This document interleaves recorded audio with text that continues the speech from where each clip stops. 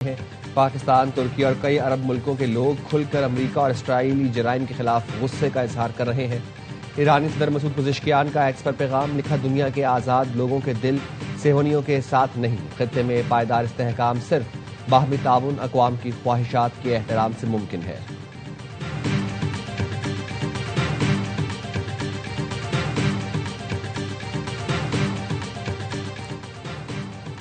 امریکہ کا مزید 3000 اہلکار مشرق وسطی بھیجنے کا فیصلہ۔ امریکی اخبار پولیٹیکو کے مطابق پینٹاگون مشرق وسطی میں مزید 3000 فوجی بھیجنے کی تیاری کر رہا ہے۔ فیصلے سے امریکی فوجیوں کے ایران میں داخل ہونے کے امکانات بڑھ گئے ہیں۔ امریکی دفاعی حکام کا کہنا ہے ایران میں داخلے کا کوئی حتمی فیصلہ نہیں۔ خطے میں پہلے ہی 50,000 امریکی فوجی موجود ہیں۔ امریکی عوام میں جنگ کی مخالفت میں اضافہ، صرف 35% جنگ کے حامی۔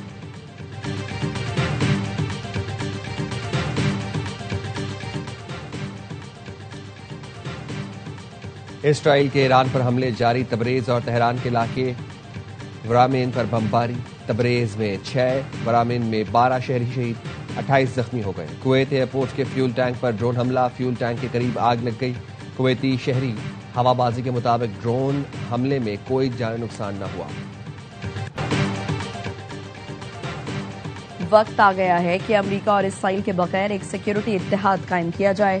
خاتم الانبیاء سینٹرل ہیڈ کوارٹرز کے ترجمان ابراہیم ذوالفقاری کا عرب اور عالم اسلام کے نام پیغام، کہا خطے کی سلامتی کی ضمانت کے لیے ہزاروں کلومیٹر دور کسی ملک کی قطعاً ضرورت نہیں۔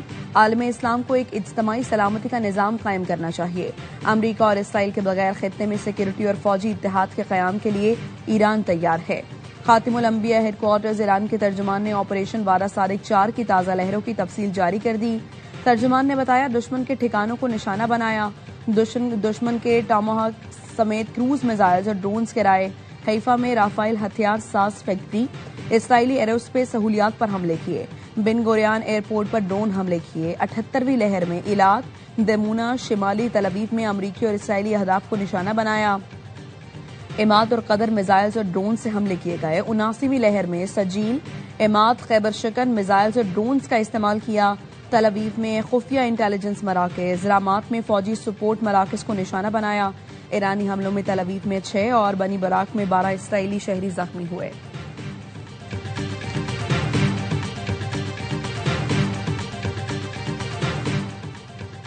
مشرق وسطی میں تنازعات کی وجہ سے بڑے تصادم کا خطرہ بڑھ رہا ہے۔ فلسطینی عوام بدستور غیر قانونی قبضے، بےدخلی، منظم تشدد کا سامنا کر رہے ہیں۔ مستقل مندوب آصف افتخار کا اقوام متحدہ کی سلامتی کونسل میں خطاب۔ غزہ میں 71,000 سے زائد فلسطینی شہید ہو چکے، جن میں اکثریت خواتین اور بچوں کی ہے۔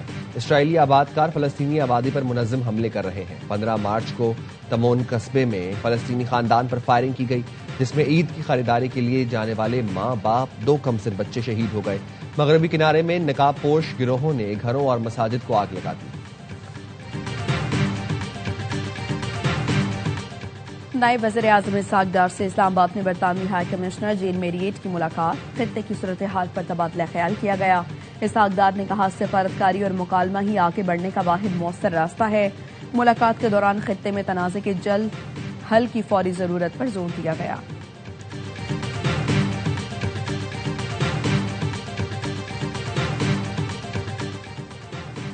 امریکی کانگریس میں قائم مقام پاکستانی کوکس کے زیر اہتمام پہلا سمپوزیم کیپٹل ہل پر منعقد۔ سمپوزیم کا عنوان امریکہ اور پاکستان، ماضی، حال اور مستقبل تھا۔ پاکستان کوکس کو چیئر ٹام سوازی اور جیک برگمین نے شرکا کا خیر مقدم کیا۔ امریکی معاون وزیر خارجہ برائے جنوبی وسطی ایشیائی امور ڈاکٹر سمیر پال کمپور کی شراکت۔ امریکی معاون وزیر خارجہ نے ٹویٹ میں کہا پاکستان کوکس سمپوزیم میں شرکت کر کے خوشی ہوئی۔ صدر ٹرمپ کی قیادت میں باہمی تعلقات میں مثبت پیش رفت ہو رہی ہے۔ اسلام آباد میں تعینات امریکی ناظم الامور نیٹلی بیکر بھی سمپوزیم میں شریک تھیں۔ سفیر رضوان سعید شیخ، امریکن پاکستانی ایڈووکیسی گروپ کے صدر علی راشد بھی شریک تھے۔ سفیر رضوان سعید شیخ نے سمپوزیم میں شریک کمیونٹی رہنماؤں کے اعزاز میں عشائیہ بھی دیا۔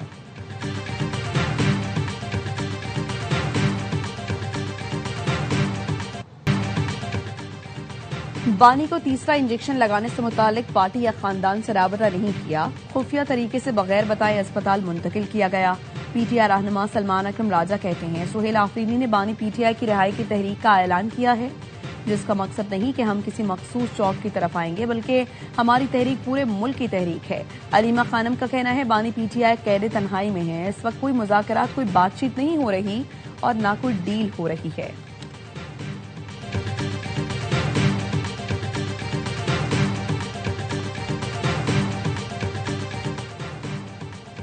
بانی پی ٹی آئی اور بش حبیبی کے ڈیالہ جیل میں ملاقات کرا دی گئی۔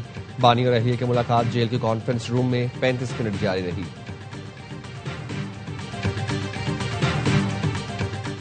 لودھراں کے آدم واہن اسٹیشن کے قریب تیزگام ایکسپریس کی 4 بوگیاں پٹری سے اتر گئیں۔ حادثہ بوگیوں کے درمیان کیپٹن ٹوٹنے کے باعث پیش آیا۔ انجن اگلی بوگیوں کو لے کر آگے نکل گیا۔ مسافر اپنی مدد آپ کے تحت باہر نکلے۔ متاثرہ تیزگام ایکسپریس راولپنڈی سے کراچی جا رہی تھی۔ پریس کی حکام کے مطابق حادثے میں بچوں سمیت 32 افراد زخمی ہوئے۔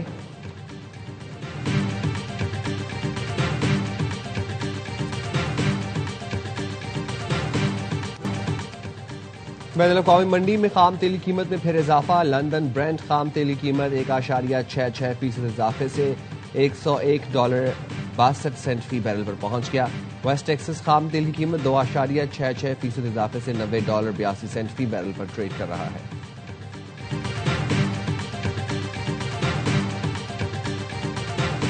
خطے کی کشیدہ صورتحال، کئی ملکوں میں معاشی بحران۔ ایشیائی ترقیاتی بینک پاکستان سمیت متاثرہ ملکوں کو بجٹ سپورٹ دینے کو تیار۔ اے ڈی بی اعلامی میں پاکستان سمیت متاثرہ ملکوں کے لیے امدادی پیکج کا اعلان۔ متاثرہ ترقی پذیر رکن ملکوں کی مدد کریں گے۔ اے ڈی بی نے دباؤ کو سنبھالنے اور طویل مدتی استحکام کے لیے تیز مدد کو ضروری قرار دیا۔ صدر اے ڈی بی مارک ساٹو کہتے ہیں پیکج میں بجٹ سپورٹ، تجارتی سپلائی چین، فائنانس شامل ہے۔ پیکج میں اب تیل بھی شامل کر رہے ہیں۔ تیل درآمد محفوظ بنانے کے لیے اے ڈی بی کردار ادا کرے گا۔ لاک ڈاؤن کی بات کی، بالکل اس پہ سوچا جا رہا ہے۔ ڈیلی بیسس پہ میٹنگز ہوتی ہیں اور اس وقت تک گورنمنٹ سندھ نے 60% گاڑیاں اور جو فیول کنزمپشن تھی اس کو کم کر دیا۔ امریکہ ایران جنگ کے اثرات، سندھ حکومت نے بھی اسمارٹ لاک ڈاؤن کا اشارہ دے دیا۔ وزیر بلدیات سندھ ناصر حسین شاہ کہتے ہیں ملک میں حالات معمول کے مطابق نہیں۔ ایران جنگ طویل ہوئی تو پاکستان سمیت پوری دنیا متاثر ہوگی۔ کل کی تکلیف سے بچنے کے لیے آج ہی اقدامات کرنا پڑے گا۔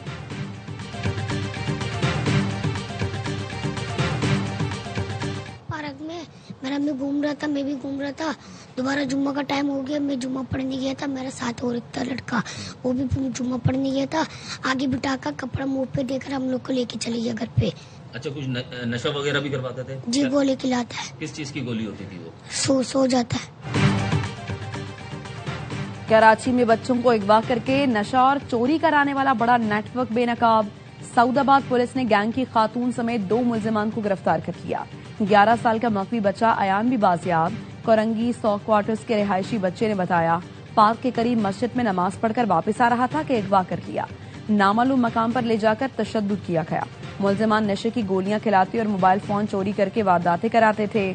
گرفتار ملزمان سے منشیات اور دیگر سامان برآمد، دیگر ساتھیوں کی تلاش جاری۔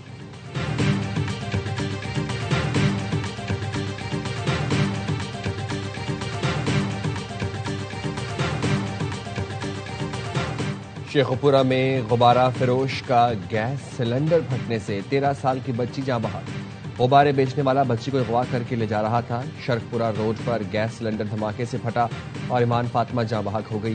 بچی عید کے دن سے لاپتہ تھی۔ بچی کے والد محمد جاوید کی درخواست پر مقدمہ درج، کارروائی کا آغاز کر دیا گیا۔